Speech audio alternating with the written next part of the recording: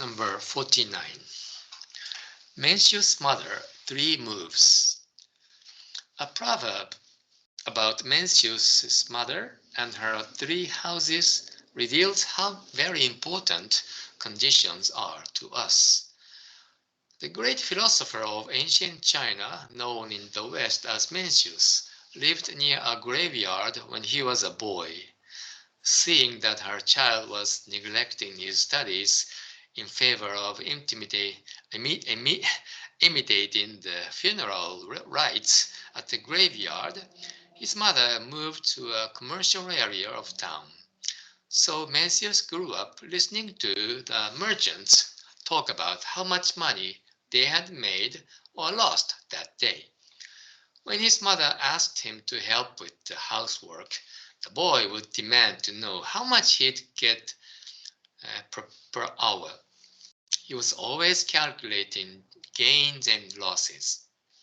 Concerned to see this, his mother finally moved next door to a school.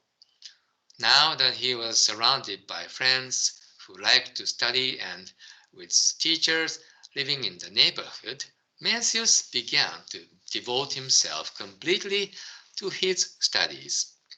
His name appears in history and philosophy textbooks to this day, and there is no doubt he was a man of very great ability. But if his mother had not moved next to a school, I doubt he would have become the world-famous thinker he is today. Our lives can change completely depending on whom we encounter.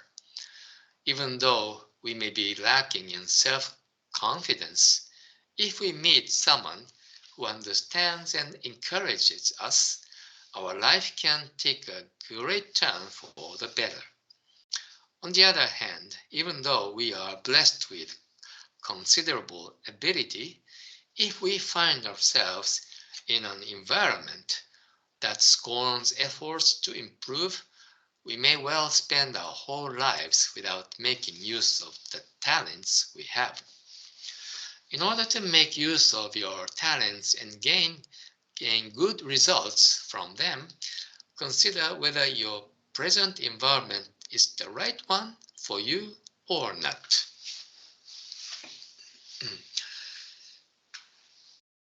This story is based on Buddha's teaching of the law of cause and effect. Precisely speaking, it's the law of cause, condition, and effect. People tend to neglect the importance of condition, thinking that condition is secondary importance, but actually condition is as important as the cause. So that's why Buddha said, don't associate with your bad friends. This story is so well known not only in Asia but also in Western countries because it's a very good example of the mother's wisdom of choosing a good condition for her child. Usually moving is so painstaking, difficult. People don't want to move, but Mencius' mother moved 3 times or 2 times. Yeah, 2 times. Yeah, from nearby neighborhood of graveyard to commercial district, and then finally to the neighborhood of school and colleges, because she was quite aware that environment matters a lot. Yeah, there was an example of Mencius always calculating gain and losses that day. It reminds me of those elementary school children learning about the stock market these days. I don't think it started only recently. It started a few years ago. Mm, I want to question the importance of this such class at elementary school. Do they need to think about finance and stock market? I think there must be a lot more important subject. Maybe they need to learn how to practice kindness or how to, yeah, I don't know, how to become a good citizen, ethics and moral.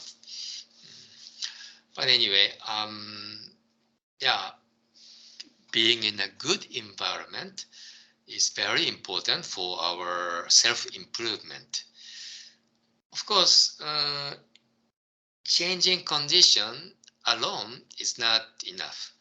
People will just change their job because they don't like the job. Yeah, I think in many cases it's good, but uh, we need to make effort too. So cause and condition are both important. Condition alone, I mean, is not enough. We need to have good karma. Yeah, once we are motivated by our good conditions, it's our turn to make effort and create more and more good karma. It's all up to us. So it should be a virtuous cycle. When we get motivation from the condition, then it's our time to amplify that good energy and give it back to the community. And then people around us get motivated, and then they work harder, and we get good influence from them again. Then the good intention, good energy, motivation starts circulating, and it gets amplified more and more, and all of the community people will increase their happiness. Yeah, so this example, Mencius example, it's a timeless message to all people. Okay, so that I think what we can learn from today's story.